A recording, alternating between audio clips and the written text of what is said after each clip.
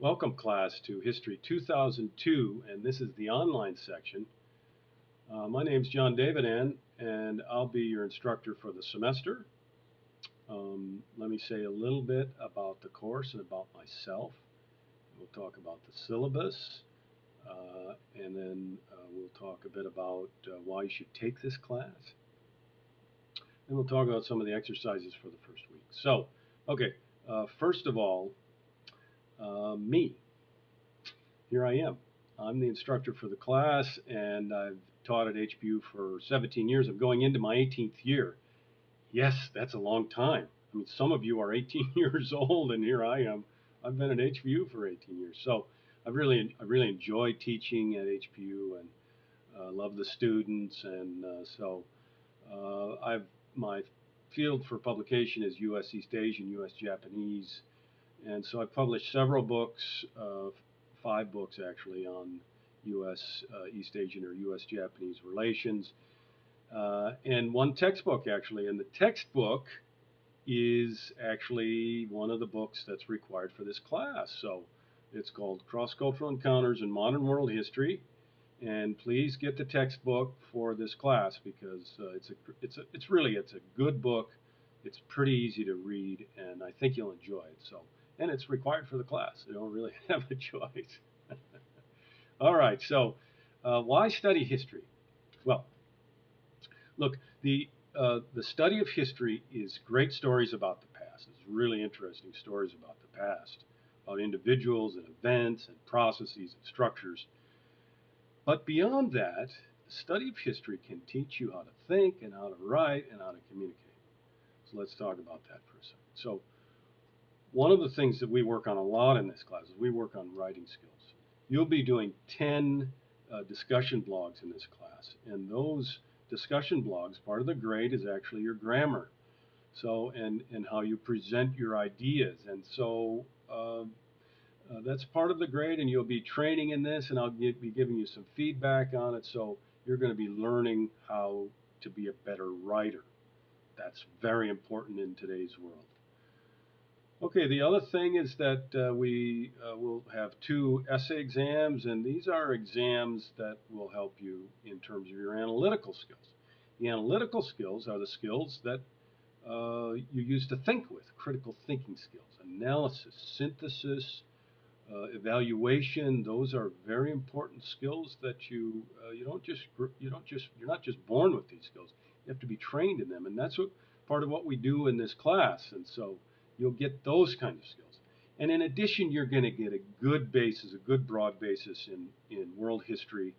And quite frankly, this will help you to explain to yourself and explain to others and explain to society why we're at the position we're at today. Okay, I was just anyway. So those are some of the skills and the contributions that this class will make to your education. Okay, so let's talk a bit about the syllabus. Now, you need to print out the syllabus and look at the syllabus and study that syllabus very carefully. All of the information that you need for the course is in the syllabus. Okay. Now, some of that information is duplicated on Blackboard, and because this is an online course, you're going to be consulting Blackboard a lot, and so you can get the information in either place. But the syllabus has it all. So start with the syllabus. Okay. And the syllabus starts with my email. Really important to stay in contact with me. Very important skill to communicate well with your professors in college, and that includes this class. So please, if you have an issue or a problem, you need to email me. Don't just assume that I'm able to read your mind, because I can't. I can do a lot of things, but I can't read your mind. If I can't read your mind, then I don't know what's in it, and you're going to have to communicate that to me. If you have a problem, you get behind, you have a family emergency, all of those things are things for which you need to communicate with me, and we can work something out. Okay? I can help you if I know what's going on. If I don't know what's going on, I can't help. So that's really important. Okay. Um, Check out the readings in the syllabus. Again, the Cross Cultural Encounters book. That's one that you need to get. The other book I have right here, this is the Bentley Ziegler book. This is Traditions and Encounters. It's a very good textbook, very easy to read textbook, and it's the brief edition. Good news for you. So this is a good book which will help you. And we'll be doing quizzes from this book as well. So uh, very good book. And so have a look at that and purchase that because that's required for the course. You have to have that book in order to do the quizzes. And so you have to go get that book. Okay? Let's talk a bit about. So the rest of the syllabus is the assignments, the outcomes or the objectives of the course, and then the course schedule. The course schedule is probably what you want to pay the most attention to. It's really kind of most important for this class. So please look at the course schedule and then consult the course schedule at least once a week at the beginning of every week to know what's due for that week and what you need to do. Okay. All right, so let's talk finally a little bit about some of the exercises I want you to look at for the first week. Okay, first of all, there's an exercise, or there's my lecture notes actually about some of the different approaches to world history. And essentially, you have the world systems approach to world history and the modernization approach to world history. Let's take modernization first. This is the idea that things are getting better and better every day, a concept of progress through time and the building of what we call the modern world. And it's also built into modernization ideas are that some people are lower on the scale than other peoples. So some people are considered primitive and other peoples are considered more civilized. This is a problematic concept, okay?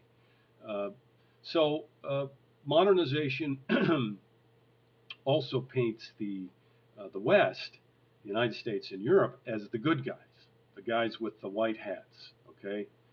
Uh, and so that's, it's a little too black and white, and it's not true that the rest of the world is always evil or always in the black hats.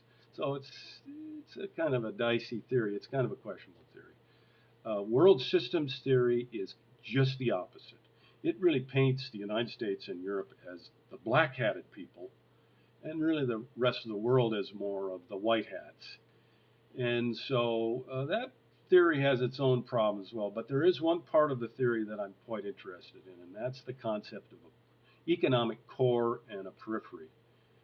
And what I'm talking about here is that in the world system, the world economy today, what you have is some parts of the world that provide resources or natural resources, and those resources come to the developed part of the world economy, and then are built into finished products, and the finished products have that value added to them, and they're worth a lot more money than the natural resources. And so what happens is you have the development of industrialization and infrastructure and wealth and prosperity in the developed part of the world.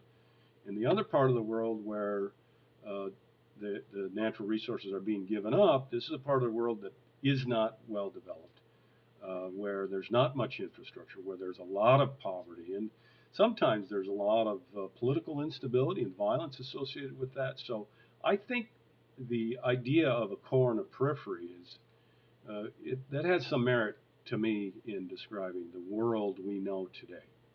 Okay, those are two different approaches. Now, the other thing that I want you to look at this week is the mapping exercise. So I want you to open up the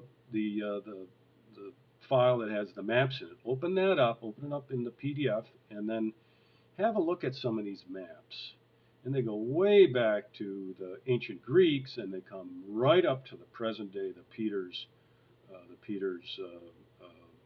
model of a map in the modern day. So um, these maps are so interesting because what they represent is not received truth.